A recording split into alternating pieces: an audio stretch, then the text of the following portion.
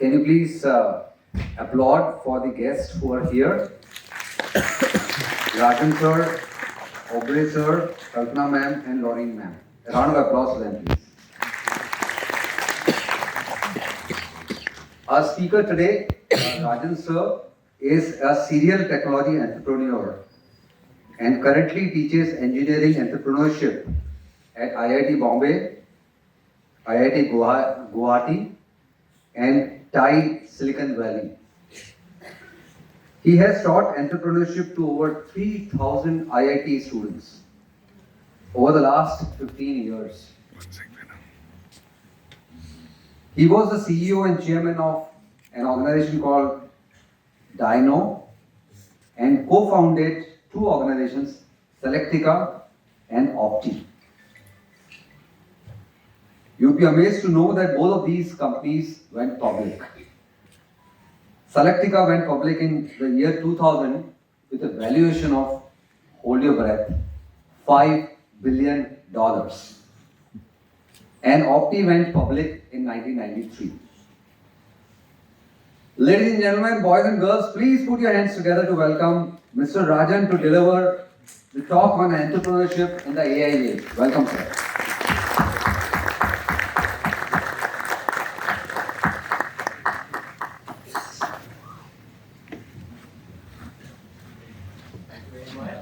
Thank you.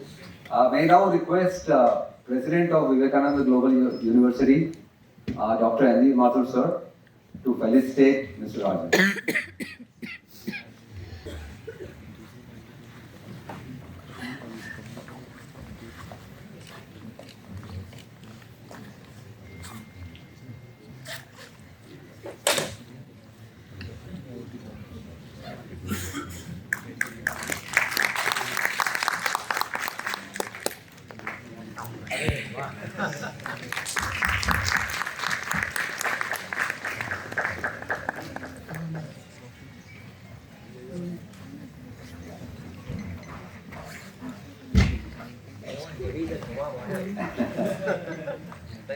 Yeah, thank you so much, sir. So cold in Jaipur that I'm so grateful for this. Thank you. Welcome once again, Mr. Rajan. Over to you, sir. So a little bit of logistics. One is that, AI is confusing. Nobody understands it. And nobody understands what it is, what it does. Even though I started an AI company, one of the first AI companies to be used for enterprise software in 1996. We started an AI company to do enterprise software. And that company became so successful that we had a $5 billion IPO in the US. $5,000 billion, lots and lots of money. So 45,000 crores, right? So in that too in 5 years. 5 years we went from zero to 45,000 crores in public as an artificial intelligence company. And 20 years later, I'm confused. I don't know anything about AI. And so basically over the last 9 to 12 months, my eyes suddenly opened up that there is a new revolution on top of our heads. Just like internet came out of nowhere in 1993-94 and changed the whole world. Today we use internet without even thinking about it, right? Internet ke bina WhatsApp nahi hota tha, Facebook nahi hota tha, websites, e-commerce, none. Everything that we live on in today's world did not exist 20, 25 years ago when the internet suddenly came on. And nobody understood at that time the impact of internet. They thought, oh, we'll get free research papers, we'll get free information, we'll get this. But nobody knew that it's going to change every aspect of our life. And then, 1 year ago, some new developments happened in AI, in artificial intelligence, and all of a sudden, it struck like a lightning bolt, and suddenly everybody's has realized that this is going to be internet kabab. This is going to be even bigger, and essentially it's going to change every aspect of anything that we do from the minute that we wake up. In fact, even when we are sleeping, AI will be operating on us, whether we know it or not. You know. So basically, for all of you, your life for the next 50 years or even longer is going to be around AI. And it's very important to understand what this AI is going to do to your lives and the lives of your loved ones and the lives of your companies and the lives of your country and everything. Because you want to figure out how to live a productive, prosperous, and positive life in this AI-driven world. So basically, the way it all started is I teach entrepreneurship to about 200 students online every year. These are called Foundation for Excellence. It's a not-for-profit that helps about 2,000 or 3,000 students every year to go through any university that they can get admission to without any cost. So lodging, boarding, tuition, everything is paid by FFE organization for about 3,000 Indian students. But there is one requirement. Unka baap ka salary income per year should be less than 2 lakh rupees a year. If they meet that and they're bright enough, then FFE takes care of it. So they've asked me for the last 2 years, why don't you teach entrepreneurship to our students? Our students are bright, bache hai. There's no reason why they should all take jobs. They should also understand entrepreneurship. So I said, sure. I've been teaching IIT for 15 years. Started the IIT program on entrepreneurship in IIT Bombay. Also taught at BNIT Nagpur. Unka entrepreneurship program chalu kiya. Then at BIT Sindri, Jharkhand University. So many places, kick-started this entrepreneurship. I said, yes, our FFE scholars should learn entrepreneurship. Started teaching them, and they're very bright. They come from poor backgrounds, but very, very hardworking, disciplined children. Right? So I taught them, and so this year about 200 people signed up for the course, and the survey. What do you want to learn? Why do you want to learn entrepreneurship? And 80% of them said, "We want to learn entrepreneurship to do an AI startup." Like AI startup? Wow, this is amazing that 80% of Indian students want to learn how to do entrepreneurship with an AI startup, for an AI startup. And I haven't, even though I've taught 3,000 students over 15 years entrepreneurship, I didn't teach about AI startups. So I said, my God, I got to learn what these students want to learn, right? Because these students are all, at the cutting edge in terms of, whatever is going on in the world.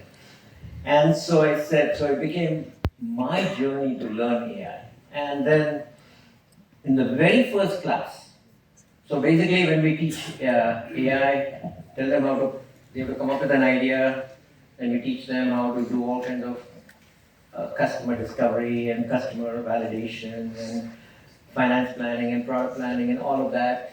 And finally, after 6 months, they have to write a business plan. So one of my co-professors at IIT Bombay developed a tool on ChatGPT called ASDP, Accelerated Software Development Program. So I said, can you share your tool to my students in the very first class? So he came, Professor Devdeep comes on, and then he brings on his ASDP program, and he asks the student, Acha, what ideas do you have? So some students said, I want to create an online travel agent. Or somebody said that we want to help healthcare in rural villages, or whatever. So he said, okay, let's take healthcare in rural villages. He put that in as an idea into his ASDP ChatGPT program, and then that a few more prompts. In 10 minutes, this ASDP program gave a 30-page business plan at the end of 10 minutes, which was better than a business plan that any of us can write in after 6 months of work. So, because basically it has access to all the data, how many rural villages are there, how many people have health problems, what health problems are there, what solutions are there, how to develop a product for that to solve their health problems, all that stuff. ChatGPT's got access to. Because it's got access to all the knowledge of the world. And it creates a whole business plan in 10 minutes. Any idea you get. You want to talk about travel agent? Travel agent का business plan बना देता है. So I said, for 15 years I've been teaching IIT students about how to write a business plan for 6 months, and here in 10 minutes, already the business plans are being generated, right? So I said, my God, I've got another 8 classes to teach, and I'm saying, what am I going to teach? When the students already can develop a business plan in 10 minutes. This thing called ASTP. By the way, this ASTP program is available to all of you. To basically sign up for an NPTEL course by Professor Devdeep Puryakasa, and he will share with you in his very first class the ASTP program, which runs on top of ChatGPT, and all of you can generate a business plan for whatever idea you have in 10 minutes. So that is the world we are looking at, where this artificial intelligence platform and agents can do things that, essentially made my job irrelevant. And by the way, it's not just my job. This is what every job in the world will become irrelevant.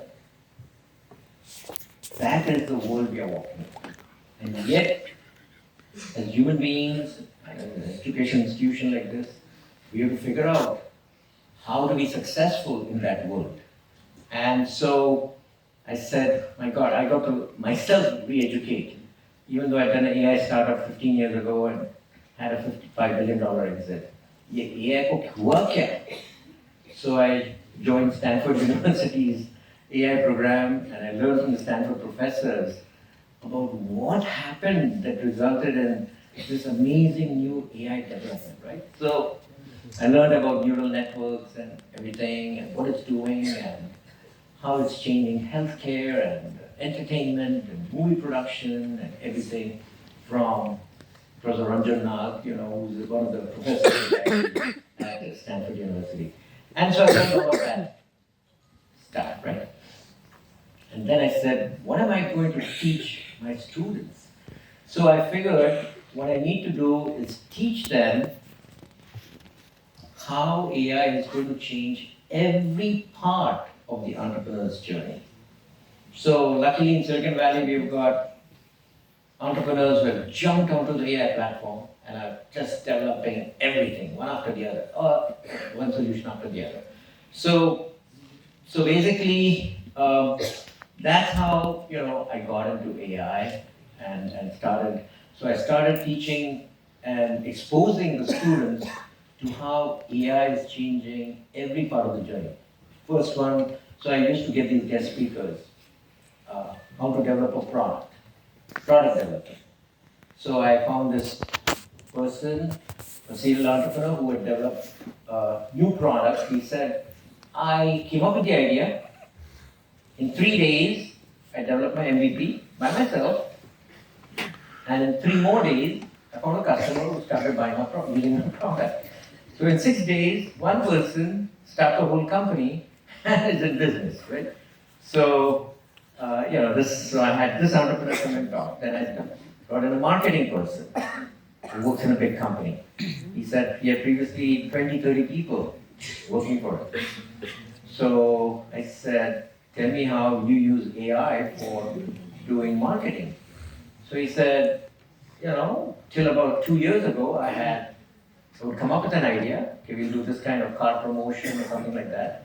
And then my team will go ahead and evaluate the demographics, and, how to promote the product, how to do branding, marketing, all of those things.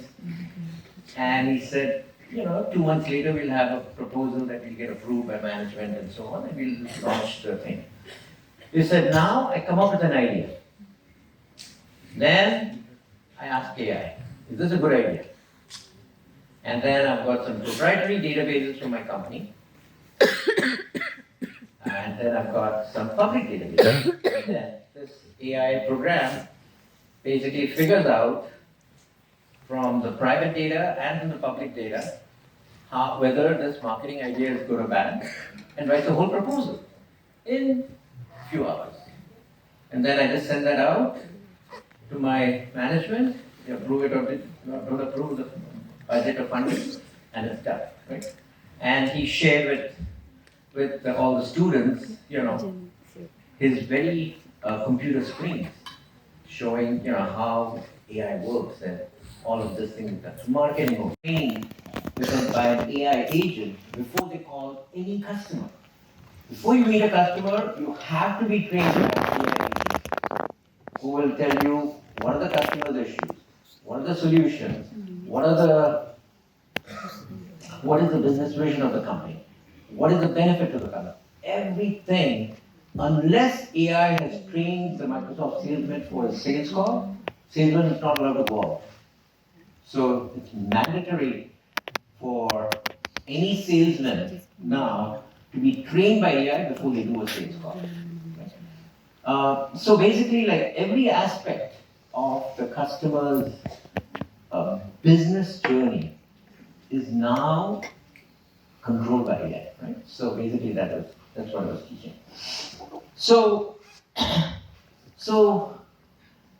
I was thinking. So after that, I was thinking that all of these students are going to have their entire life, because every part of every job, AI is available. And the people that learn how to get AI to work for them are going to be the successful people. So our job is to make AI work for us. That is the key. Make it our slave, right? Make it our assistant. And make it a part of our team, co-leader. So basically, that is where we all want to end up. And what's the reason for that? Probably the brightest person in this room has an IQ of, say, 140. The minute you have an IQ of 140, you're a genius. Majority of the people in this class, being it's an engineering school, will be somewhere between 120 and 140. And then the average person that you see on the street will all be having an IQ of between 95 and 105. So that is the world. And that's why we are successful, because our IQ is 10 or 20 points higher than the person on the street. That's why they will do business with us. That's why we'll make profit from the transaction. That's why they will give us jobs, all of those things. So, what do you think Einstein's IQ is? If the genius has an IQ of 140, one of the most intelligent people who has ever lived on Earth, Einstein, right? Yes. उसका IQ कितना होगा? What do you think? 80. Huh? 140 plus. So anything more than that, give a number. 190. 160. So his IQ was 160, and that makes him one of the world's most intelligent people ever. So they have measured the IQ of ChatGPT. आपको कितना लगता है? ChatGPT का IQ क्या है? 250. 250 is the IQ of ChatGPT. So if you can get ChatGPT to do all the thinking for you, to do all the planning for you, and everything. तुम्हारा IQ कितना हो गया? You might start with 125, but तुम्हारा servant or your team player or your partner, your silicon partner, AI partner, has an IQ of 250, and you've trained that partner well. What becomes your IQ? Nearing 250. Plus If you your do own. a very good job of training, it'll be 250. If you do a very good job of training, maybe it's 200. If you do a horrible job of training your thing, it might be 150. If you don't know how to use it, it'll be 0. so basically, what you find is that IQ, or the intelligence with which you do things in life, has suddenly got an opportunity to skyrocket from nothing, from just whatever you are, which will give you an average salary, average success, whatever, to very high levels if you have a trained thing about trained AI agent. Right? So let's understand a little bit. Let's understand how this whole thing happened. Because unless you understand the evolution of this AI intelligence, you won't really grasp it and learn how to manage it, right? So, why did man become the most dominant species on Earth? On Earth there are like 10 million species, birds, insects, elephants, whatever, fishes, whatever. But, man came along about 2-3 million years ago, and in the last 30,000-40,000 years, it became number ones. Doesn't matter, you might be as strong as an elephant, but I'm your boss. You might be as fast as a cheetah, but I put you in a cage. You might fly like a bird, but my plane flies faster than you. How did man become the most dominant species? Tell me. Okay. We're all men, right? And you're insane. Yeah. How did man become so intelligent, so dominant?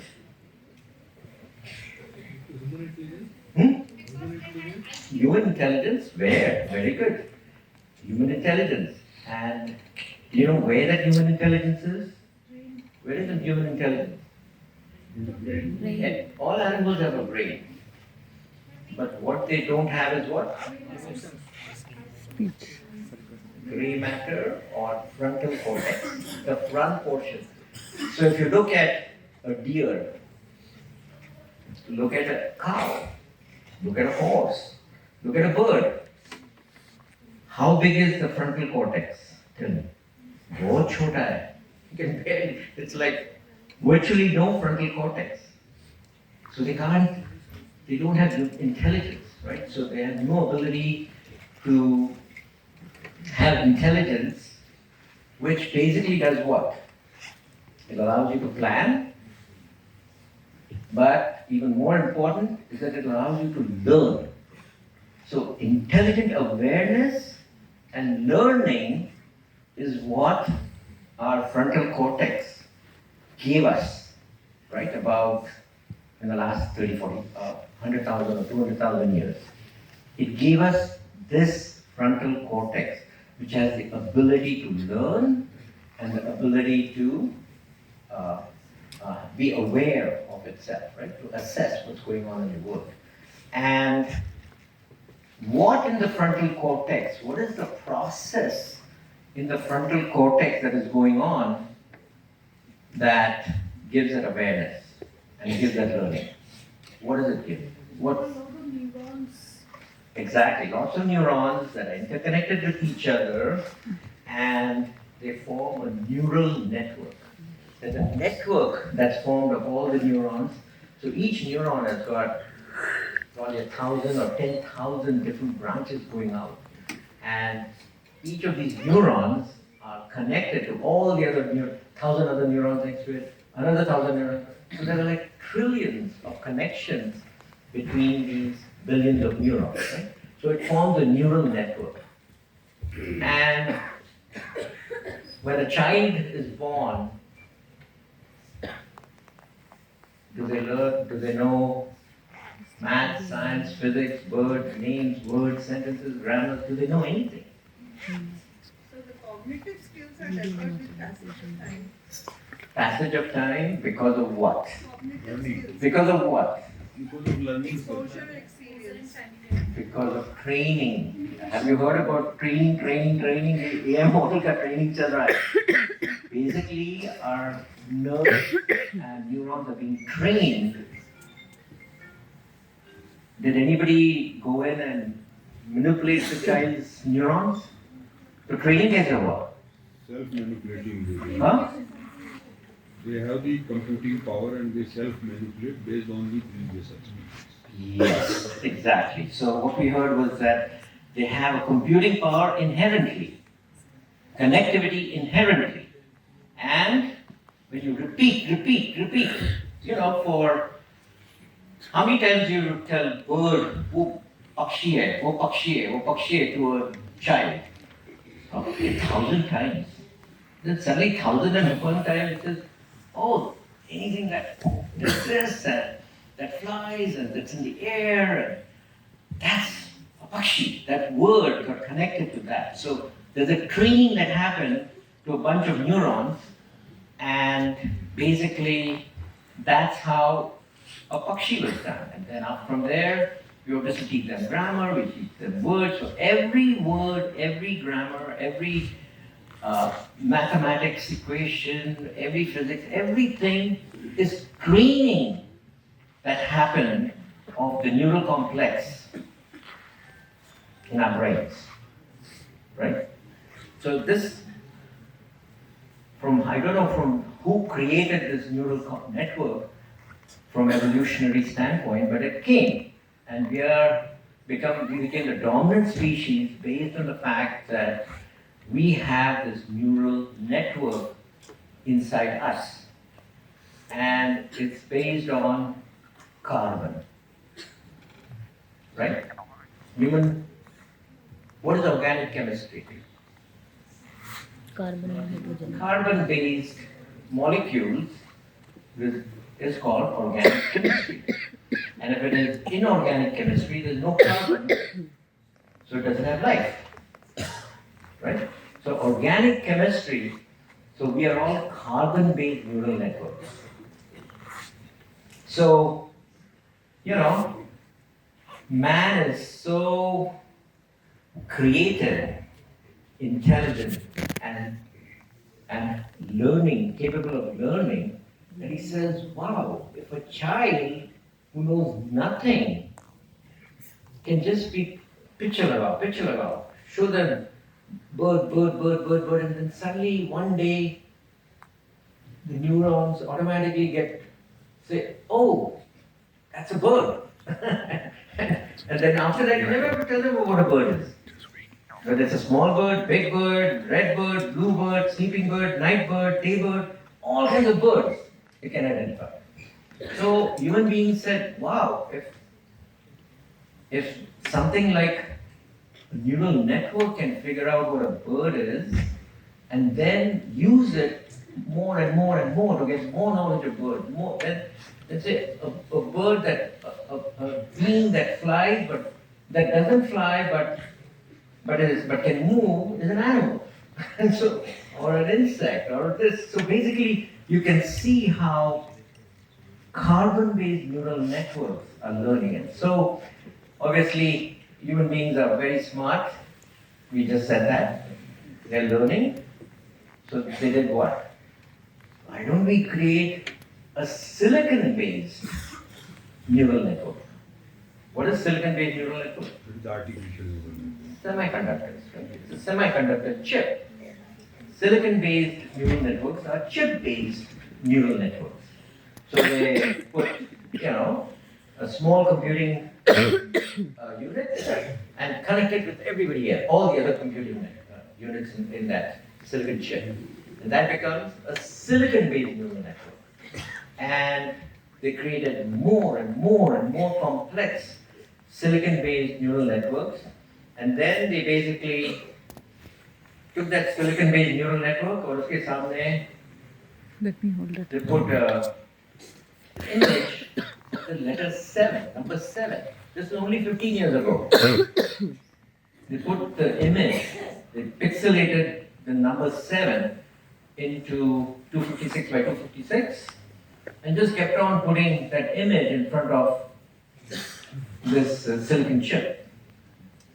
पहले तो it couldn't, looking at all the grays and whites and gray, blacks and grays, you know, 7 kind of shade. And basically, nothing came out of it. Just kept on looking at it over and over again. But then, after 2-3 days, this silicon chip says 7.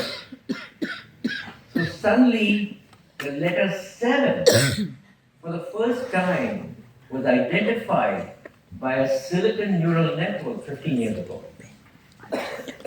What happens once you do 7? Once you figure out one number to identify, now you can identify all the different numbers, all the different shapes. So 7, 6, 5, 4, 3, 2, 1. And then once you do that, you can figure out A, B, C, D. Then you can figure out K, K, G, G. Then you can figure out Tamil Mein. You can figure out every language, every letter, everything. All you have to do is keep on putting it in front of that thing. Because it's been trained. So, how many languages does the smartest human being know? 5 languages, 6 languages, whatever. In 15 years, how many languages does ChatGPT know? How many languages, guys? Up there. How many languages does ChatGPT know?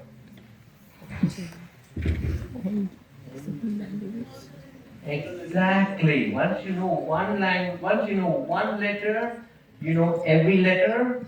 Once you know every letter from one English, you know every letter from every other language. And that is what AI did in less than 3 years. Where every language that human beings have ever spoken is understood by and identifiable by AI. And then once they figure that out, what would they say? Alright? Why don't we figure out how to write a sentence? And so they kept on saying, providing information to these AI things, and they said, how to create a sentence? Because human beings have grammar. And then they figured out, oh, once you could figure out one sentence, you could figure out how to write zillion sentences in every language. Then you could write books. Then you could write encyclopedia, whatever, right? So basically, all of a sudden, in less than 15 years, actually more than 12 years, from learning how to identify 7 to understanding every language, every sentence, every grammar, everything happened in 12 years. Okay? So what does that mean? What that means is that there are no limits with this silicon intelligence compared to carbon neural networks. Because carbon neural networks requires, we forget. You think AI, ChatGPT ever forgets? Never. It's got infinite memory. It's got infinite data. It never forgets.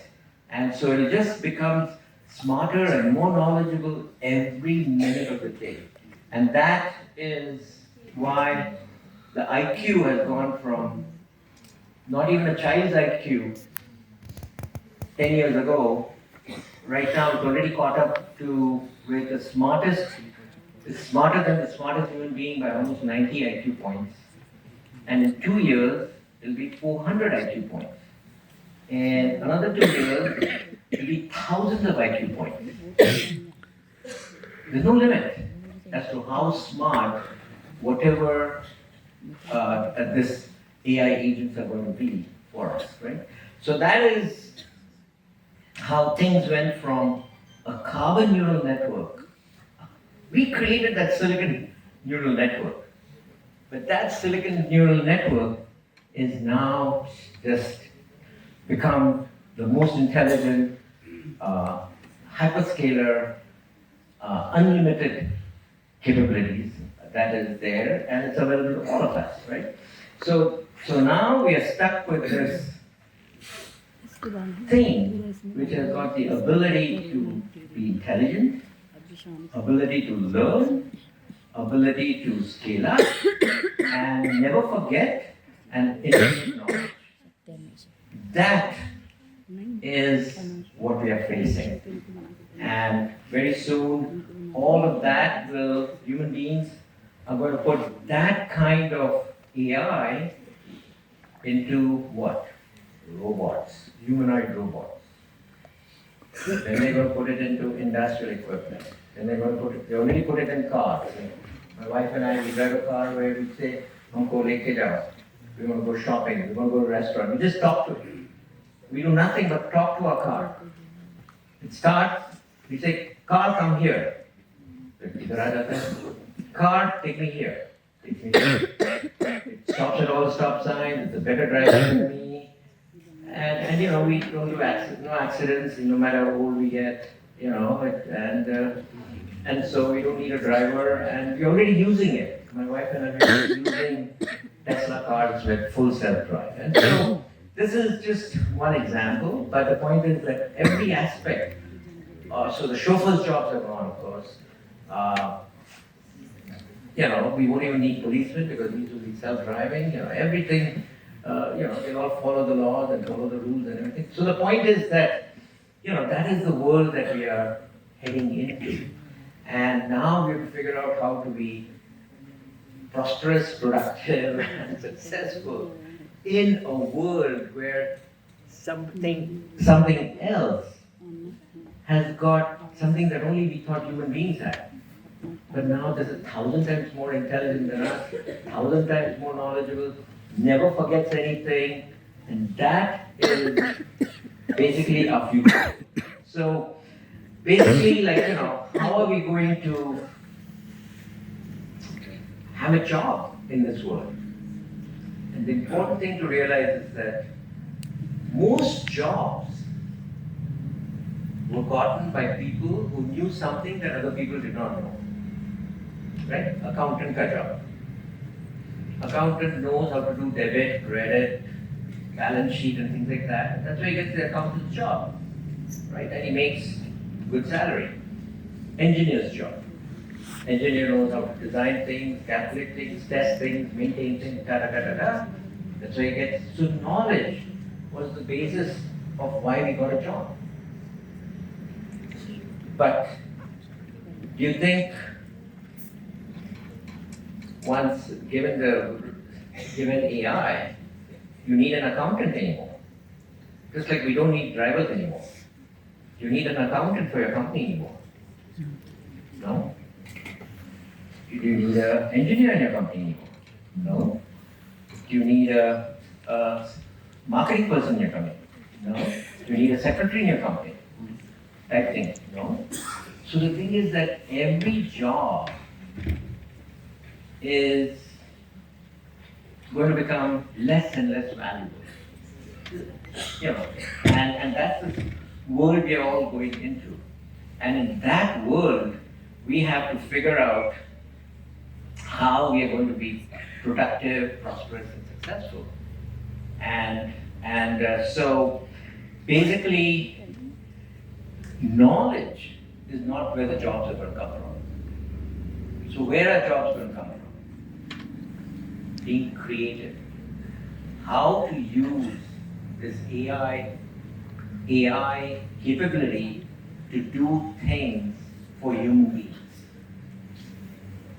So creativity has to be applied to using AI to help other human beings, right? So basically, I taught this entrepreneurship course and exposed all my students, and then I said, instead of giving you a business plan to write, I'm going to give you access to premium AI platform to develop an AI agent.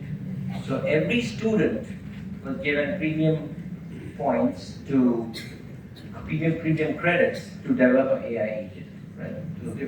So that became the project, to do an AI agent rather than creating a business plan. The business plan was done in 10 minutes by the program. But AI agent is something where you make AI work for you, right? When you create an agent. So I was not very confident that the AI agents that the students are going to develop in India are going, because these are students. I said, what are we going to get out of it? But I said, let's trust the creativity of our students, right? And so then, out of 100 students, 45 students developed 45 different agents.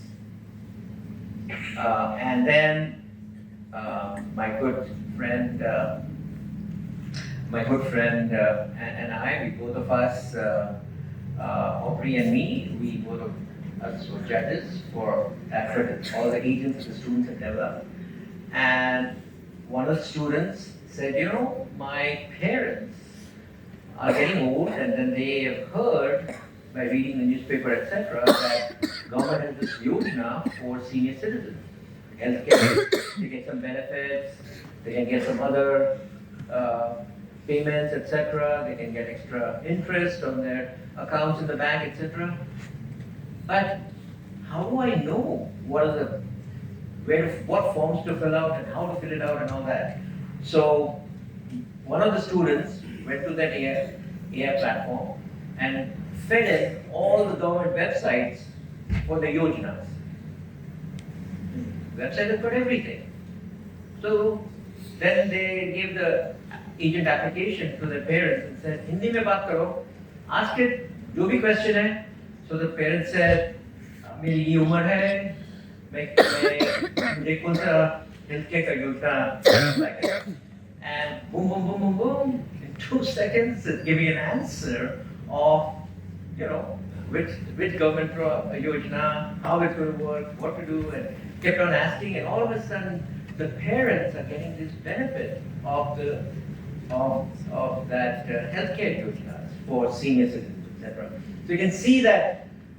And AI doesn't care. It can answer questions on anything that you're fed it with the data. Right? So, जवानों के लिए योजना होती है, students के लिए योजना होती है, scholarships होती है, and all of these, just by providing the website links, AI will read it, figure it out, apply it, and look at your specific condition and give you your answer in whatever language you want. So you can see that I was blown away. So was Aubrey. That government has never developed such an application for all our students. And how many days did the student take to develop this agent? 4 weekends. 4 weekends. We had an agent that solved the problem of hundreds of millions of Indians who can't speak English, who can't read a website, who can't go to a website, don't know what forms to fill. All their problems are taken care of by agents in 4 days. Then another one said, it's very important, at least, or used to be, where you could speak good English to answer when you go for your interviews and everything. A lot of people have got, vernacular accents because of schooling, etc. So one of the students developed an English communication agent. So as soon as you say, in Tamil, if you say, in Tamil this girl spoke something and said, my name is this, so automatically the agent said, okay, you say that, my name is this. So she talked back to the agent and said, my nama is this, sir? So he said, no, you put stress on my name is this. So, and it doesn't get tired. Kept on saying, 10 times she tried until she could say, my name is Kalavati, in the right proper accent, won't let you go to the next one. And, where's your home address? Where's your school address? What school you go to? What are you studying? All the things. So it improved the accent. And how much time did it take to develop this agent? 4 days. So you can see that there's a zillion agents that need to be developed to solve any and every problem that human beings have. And it's our creativity to understand what problems humans have that and learning how to use those AI agent platforms, which is very easy by the way, that will end up creating huge businesses, right? So with that, let me say in one sentence, it's not what you know in the future, it's what you can create to solve a human problem that is going to determine whether you will have a happy, prosperous, successful life. Okay? With that, thank you very much. And I'm open to any questions. I don't know how much time we have. I think I've gone over to 30 minutes. So how much time do we have? We can take some questions? Okay, please. Ask questions, guys. The more questions you ask, the more everybody learns.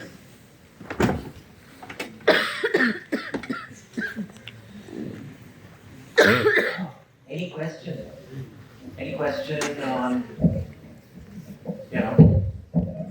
So I would like to take this opportunity of asking a question. My name is Nikhil.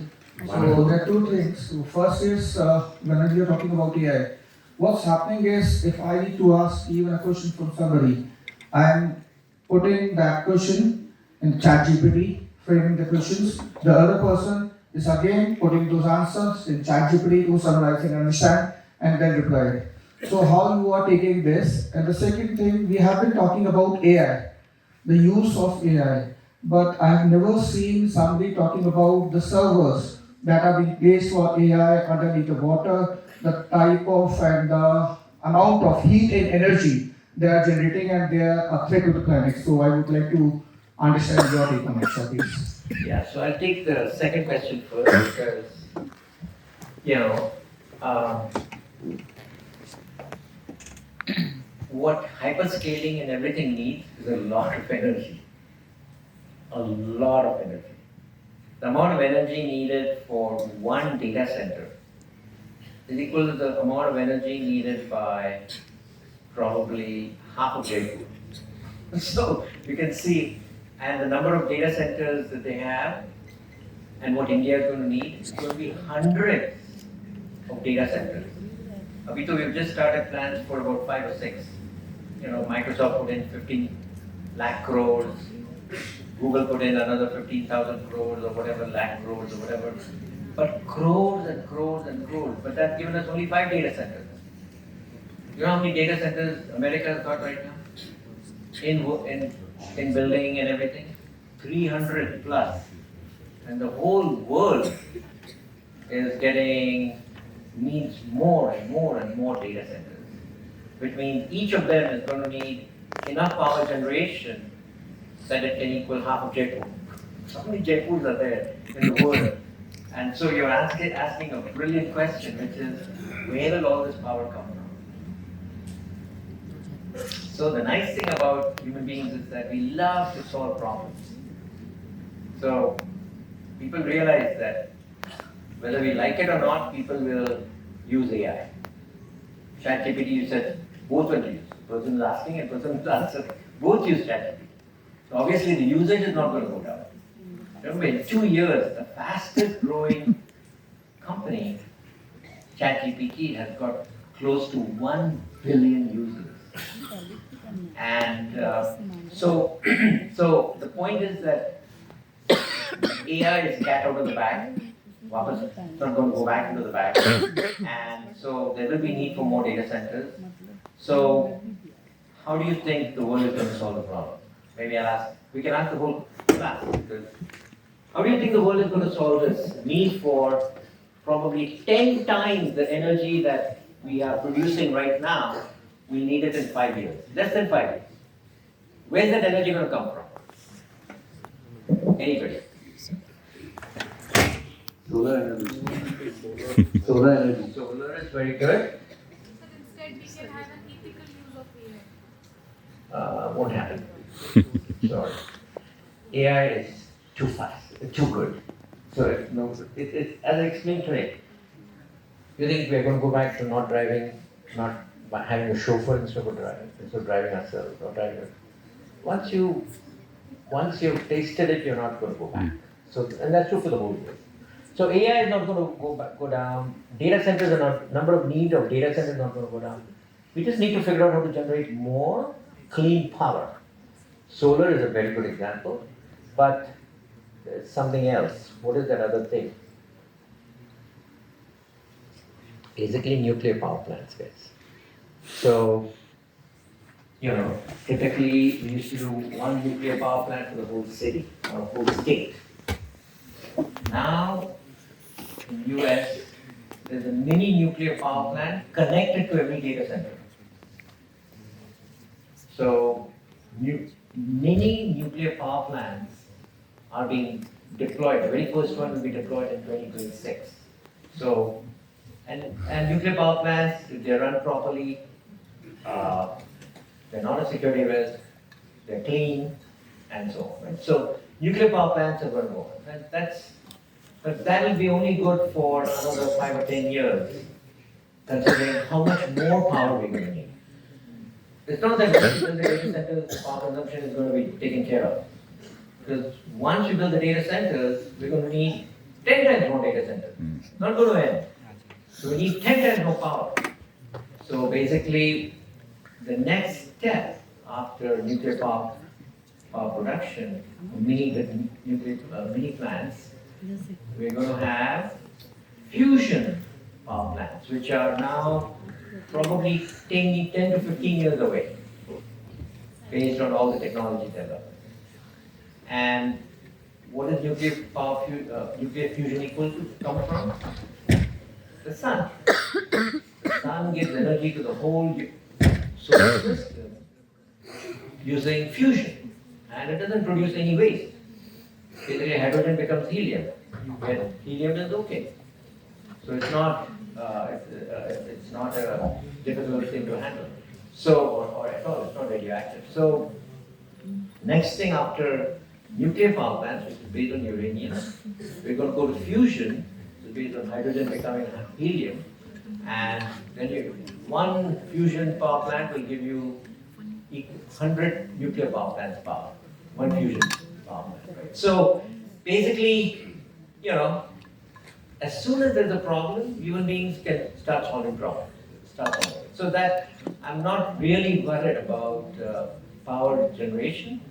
And once you get mini nuclear power plants everywhere,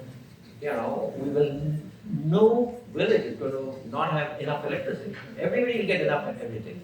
So abundance of energy is going to happen because we won't be burning coal, we won't be burning oil, using nuclear, right? And India is one of the largest, 60% of the world's thorium, which is radioactive, is in the beaches of Kerala. 60% of the world. And we've not done anything with it. Now that we need the power, thorium power plants will be coming up. Then, sir, another solution maybe is in the chip research. Day by day, the power consumption is reducing in the chips. Power consumption is reducing, so it's on multiple angles, people will work on the thing. So the second question that you asked was, if everybody is using ChatGPT or Gemini or Copilot or whatever, then where is the intelligence, right? And the question is interesting because at some point AI will start talking to AI. Right? Agents that you develop will be talking to agents that she developed. And they will be doing it and taking care of everything. So basically, that is the future of the world, where there are thousands of agents that are just talking to each other and taking care of everything. Your bank accounts will be reconciled, your earnings will automatically go into your bank account, the grocer will get his payments automatically. All you got to do is look at your face, pattern recognition, automatically the player says, yeah, तुम्हारे bank में से पैसा आ गया है, your shakbani is paid for. You don't have to do anything, you just walk there, done. Like if you go to a hotel room these days, that's what happens, right? So the thing is that AI is just working everywhere, and our job as business executives and engineers and STEM people is to be the ones that create these agents, that make this AI world go round and round and round faster and faster. Okay? Thank you, sir. Okay, very good question. Anybody else? Sir, I have a question. Can I ask? Sure. Here on stage. Oh, yeah. Of course, Professor. Okay, sir, so the first question, I have two questions. So the first one that I have really pertains to emotional quotient. You did talk about IQ. Do you think the edge that human beings have right now is EQ in the age of, in the coming days of AI, for us to survive and do well? Yeah, so actually that is the one thing that AI has, we are not sure about that. We are not sure whether AI can provide emotional intelligence. But let me tell you a very interesting experiment that was done on AI by researchers. So, from one computer they sent a message to an AI agent that finish off this work and then shut yourself down. Kill yourself. So that was the instruction that was given from the main computer to the AI agent. Next day, this researcher comes back, and the agent is still alive. And he's wondering, how come the agent is still alive when I've given clear-cut instructions that after you finish this job, go to sleep, disappear. And so he started going through all the instructions and research code and error code. You're afraid of everything that had happened. So this AI agent sent an instruction back to that network computer that was giving the main instructions and said that, that instruction that you sent me was probably in error, so remove that instruction. So basically, what does it show? Smart. AI agents are not like software programs. They have the ability to intelligently be aware, think, learn, and have a survival instinct. That is what we saw. So a lot of us think that being human, one of the most important things in human behavior is what? Survival. To live. Because if I'm gone, I'm gone. And there's nothing more left to discuss, right? So they have found that silicon-based neural networks also, don't know from where it came, but they got a survival instinct. So the reason why I brought this example is because people need to realize that there's almost nothing unique about a carbon-based neural network and a silicon-based neural network. There's no difference. And what we have created, what the carbon-based neural network has created is something that is out of the box. And ultimately, I tell everyone that this carbon-based neural network is so weak because we need food, we need sleep, we need water, we need all these things, oxygen. It goes slightly off oxygen, the proportion goes off by 5%, we are dead. Water, Ningla, 2 days, we are dead. Food, Ningla, for 1 week, we are dead. So it's so easy to kill this carbon-based neural network. So it's impossible to take this carbon-based neural network and go over the universe and make the whole universe intelligent. So I tell everyone that we are just a stepping stone to silicon intelligence, which will ultimately make the whole universe intelligent. This is a little bit beyond what the discussion was. Yeah. Sure, sir. Thank you. And one other question I have, and that is about the current AI models that are there, that have been trained. Yes. So they have only that much of intelligence. but there are so many developments that may be taking place all around the world. And I'm sure AI models are going to get trained on them in the times to come. But that's another area where there are people who can have advantage in some form over artificial intelligence, because artificial intelligence, these new things need to be fed. Even though you did mention that AI learns from AI and they will talk to each other. But do you think that is how it's going to pan out, or it's going to be different?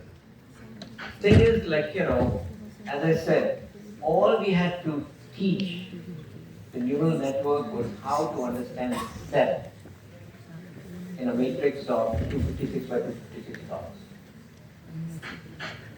Once it got trained on 7, it could understand every character man has ever written, ever, in any language, in everything. So the training is actually something that, once it's trained on one thing, it's like a human being, right? Once you train a human being to detect a bird, all birds have been detected. Insects, same thing. It's like once human beings, like here we teach business, right? We teach marketing, business, we teach a few principles. But then for the next 50 years we can do marketing. In every country, with any people, in any ethnicity, any low and high and mid range, all kinds of marketing we can do. So AI has to be thought of that way. That once we teach the basic principles of everything, then you just let it loose. So basically, they have trained ChatGPT and others on just about every 16 trillion documents. So what is training? Feeding it in. Scan it, read it. Scan it, boom, boom, boom. Kathi jata. It just understands. Because the speed at which it absorbs the encyclopedia might be like 30 minutes. You and I will take a lifetime to go through Encyclopedia Britannica. It went through Encyclopedia Britannica in 30 minutes.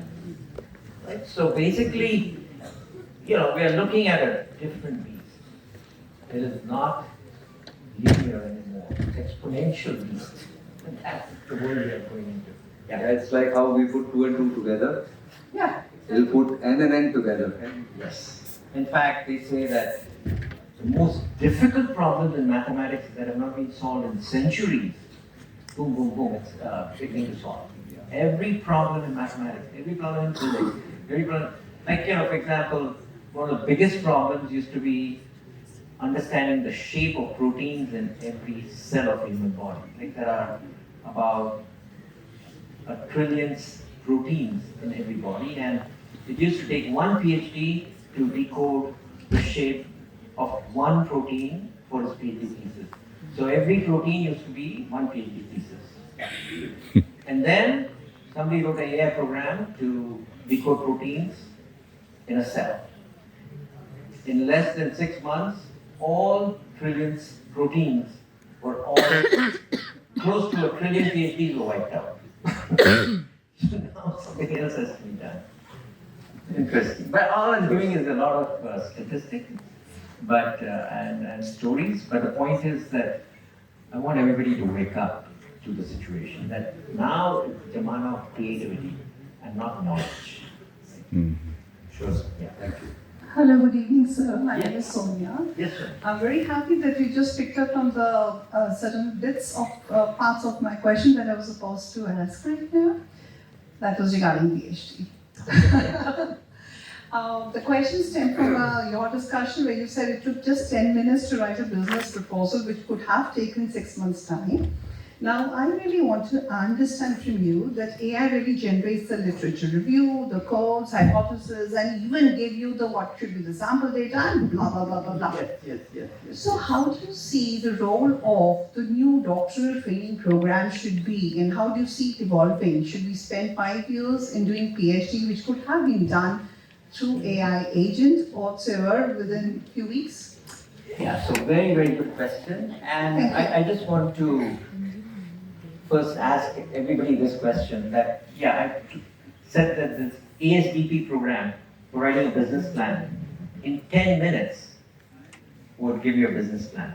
30-page, beautiful document, all the financials, forecast, everything, beautiful 30-page document. And you'd expect that, it's venture capitalists will be funding it. But not one VC will fund a chat GPT generated business plan. Not one VC will fund a chat GPT written business plan. So yes, when you go to NPTEL, you get the ESDP program in your hands, but not one company or one business plan written by ESDP will be funded by venture capitalists. Can somebody tell me why? And that's the second question. That what are No, the no, what is unique the reason? human, No, no, what is human the qualities? But answer this question Yeah. first. Answer this question first. Why do VCs not invest such for a beautiful 30-page business plan written by Because it ASDP? looks only theoretical, not so practical. The kind of answers that I have received sometimes from my students, to be very frank enough, they are beautifully written, but impractical on most of the grounds. There's no insight. Exactly, There is no intuition. exactly. There is no brilliance. Yep. There is no aha. This is amazing. It's never been understood before. This is amazing idea. So what are the venture capitalists investing? Something that has got that aha thing about it. It's got something that is, wow, nobody else in the world has thought about this idea of how to solve this particular problem, and this entrepreneur has figured it out. So basically, AI doesn't have intuition, doesn't have creativity, doesn't have brilliance and insight that a human being has got, because we understand human beings better than AI can ever understand human beings. So now let's translate that to PhD thesis. So if you see a beautifully written PhD document, and then what are you going to do here? Yeah, it's okay, well written, but you start asking questions. How well did you develop some understanding, deep understanding of the problem you were trying to solve? Right? You're not going to give doctorate to somebody who can just get ChatGPT to write a document for you. So You're going to give it to somebody who's got the ability to feel, to create, to understand something at a deeper level, right? And so, yes, it's like, the superfluous stuff AI will do, but real valuable things, which is our insights and brilliance and sensitivity to issues, etc., that AI cannot do. And that is what, those are the people you're going to give your PhDs to. So, sir, actually, you've answered me the second question. That is the insight, the thoughtfulness, the ability to judge even from the very good, I would say, without any mistakes, a draft can be still judged by a human being. That's something unique, which a human being, that is the carbon type, can really give to the world rather than the silicon type. Exactly. Thank That's you, sir. exactly. Thank you so got much. it right on the mind. Yeah. Thank you so much. Yeah. Yes. You can stand up and ask. Yeah. Sir, right now you're talking about the brilliance and everything, but you are the torchbearer of AI. So, don't you think that in some years, maybe 2 to 3 years, this brilliance or the curiosity in the minds of the students is going to die? You're asking a very philosophical question, which is right now, yes. There is, Because they are providing we are providing the, IQ of I- around 50 yeah. to the ChatGPT. That what's going to happen to the Yeah, so that EQ, that emotional sensitivity that people talk about, that understanding of, what is important for life, etc., about rights, etc., all that stuff AI doesn't have as yet. But the answer, but just to be totally kind of candid about the whole thing, I think in another few years, you're going to have robots that are fed this AI. emotional quotient as there is the They IT have also. both. Yeah. And if it has now, it is thinking of the consultant-based state. Yes. You are talking about it, the silicon Yes. So what's going to happen with it? Yeah. So basically, they are saying that there's something called a singularity point. That is what is happening in the AI world. And that singularity point, where something goes beyond carbon-based neural networks permanently. Because once it gets that EQ and IQ both together, uh, then nothing can stop that from self-propagating. Because robots will be creating more robots, will become smarter, will become even smarter, will become even smarter, and essentially, they will run the universe. And from the point of view, since you are using the IoT, I would like to know how should we cope up with this kind of situation that is going to arise now? No, we don't want to control it. We want to live a harmonious life with AI. You know. So will it be possible if they are having that kind of survival instinct? No, I think right now dogs live okay with human beings. So we are the master of the dog, but the dog is happy to live with us. But I'm talking about dogs, then we cannot correlate dogs with human beings. That is why human beings are No, as I powerful. said, from a philosophical standpoint, we don't know if human beings are just a stepping stone in the evolution of the universe. We are at the peak of the universe, peak of the evolution. That's what she said. Compared to all the other species, we've got the biggest neural network, carbon neural network. But now, the same carbon neural network created a silicon neural network that's more intelligent, more capable, more everything. So, how many to create kiya hai? You told me 7 seat here, now they know everything. Yes. They have done this, they know about every bird, every language. Yes. So what is there? So basically, we might be just a stepping stone in the evolution of intelligence and awareness in the whole universe. Because human beings can't really go to Mars, Jupiter, and other stars and all that, because this carbon-based body needs too much care to ever go to the rest of the universe. We can't go to sleep for 10 million years and wake up. But silicon-based neural network, yes, it can. So that's how we are going to go and make the whole universe intelligent.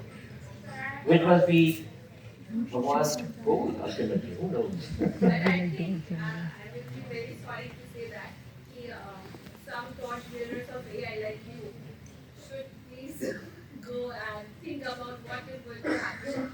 Like, if I'm talking about students now, they are, if we ask them to write or read, they will probably like to go for chat. No, they should use it. No, they should. They should, because ultimately Why? he's your assistant, he's your servant, he's your helper. So silicon-based helper who's got all this IQ, use it. Because if you don't use it, somebody else will use it. But Raj, can I ask you a question? Sure. So how do you have to develop your own brain? You have to use ChatGPT to help you, but you can't just use it passively. You also got to take the stuff into your own brain so you assimilate it. Yeah. That is very important. So if you have a face-to-face discussion with somebody on writing, you can use ChatGPT and send a message. Yeah. When talking, how can you use it? You won't keep referring and saying, I'm going to use ChatGPT and listen and talk to you. Yeah. You have to memorize. You have to assimilate it. Okay, so the question is should go ahead and ask again. Okay. Frame the question. I'll let you frame the question. Yeah. You can definitely use ChatGPT as your servant to write out things for you and everything else. But you also have to take it into your own brain. It has to become part of your brain. You have to assimilate it. You have to kind of understand it. You have to memorize it. If you want to talk to somebody about it, you can't keep referring to ChatGPT during a personal conversation or an interview. It has to come from your own system, from your own brain system. Yeah. So basically, you want to use it as an assistant Yes. to make you smarter about whatever you're going to discuss, right? With that other person. Yes. But I think we were projecting a few years ahead another 5 or 10 years ahead. This guy is not stopping. AI is not stopping. It, besides understanding all the languages, it is now speaking it with perfect accent. It can speak Hindi with Amitabh Bachchan accent. We know that already. Correct. So their Hindi will be better than anybody else's Hindi in the world, and it'll be more impactful, right? Because of Amitabh Bachchan's voice, etc. Or sing a song with Lata's voice, whatever it is. So the point is that we are projecting where the world is going. So for the next few years, yes, it's your partner. But one of these days, you might have to coexist with it.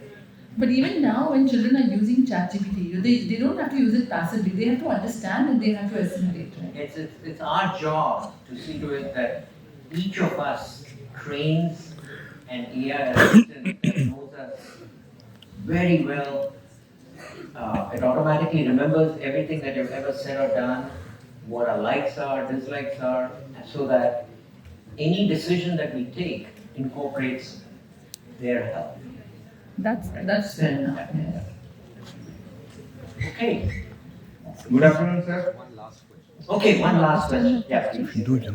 मेरा सवाल था कि कुछ दिनों पहले कुछ news आई थी कि जो एआई रोबोट्स होते हैं उन्होंने एथिक्स की जगह लाई अपने मतलब सेल्फ डिस्ट्रक्शन की बात की तो वहाँ एथिक्स की जगह झूठ को चुना है तो क्या ये सच है अगर ये सच है तो सोसाइटी के लिए कितना हार्मफुल है या क्या इम्पैक्ट आएगा इससे Yeah, so the answer is that, just like on the internet, in the beginning everything was unregulated. And when things are unregulated, a lot of mischief was done, bank accounts were stolen, all kinds of bad things were done. But then, people learned that even something like internet needs to be regulated. Same way, AI also is now getting regulated so that you can't do bad things with AI, etc. Right? So, it's always technology does something, then you have to create new regulations to see that that technology is not destructive. Like we'll have to train robots not to hurt anybody. We're going to have to train robots not to do anything, and AI programs not to take money out of my bank account and move to somebody else's bank account, and things like that, right? So many regulations, new regulations and new activities are going to be required, and that's where our creativity comes in. That's the creativity that business managers. But sir मैं पूछ रहा था कि अगर जो already trend robots हैं तो उनको वो हमारी सोसाइटी के लिए कितने हार्मफुल हैं अगर वो वैसा चूज करते हैं तो एथिक्स के जगह but the trained robots can still be controlled, right? So we can turn off the power, right? So and we can change the programming, we can change the model, etc. Right? So basically, look, this is a race between, but this technology is changing the whole world. We change it even more, and the faster we can all have an AI agent for ourselves. For example, in my particular case, I saw Gemini 3.0, and for the next, every day I do at least 1 or 2 hours interaction with my Gemini agent in order to understand financial issues, understand other issues, business issues, personal issues, food, diet, health. As soon as I do my physical, I send all the numbers into Gemini and say, what problems do I have? What medicine should I take? So basically, it knows me completely as much as I can, because I don't want, if it can help me make the right diet choices, worry about drug interactions, better for me, right? So, this is just my personal one. So every one of us needs to train an AI agent on any platform you like. You can do it on ChatGPT, you can do it on RSGPT, you can do it on Perplexity, Copilot, koi bhi, just choose one. Because all of them are very smart compared to us. And just work with it, keep on giving it information about yourself, because all of that, at least they claim, is private. they're not going to misuse it, so that anytime you say, should I see this movie or not? Should I eat this food or not? Should I do this exercise or not? Should I be friends with this person or not? You ask it before you do it. Then you can take your decision.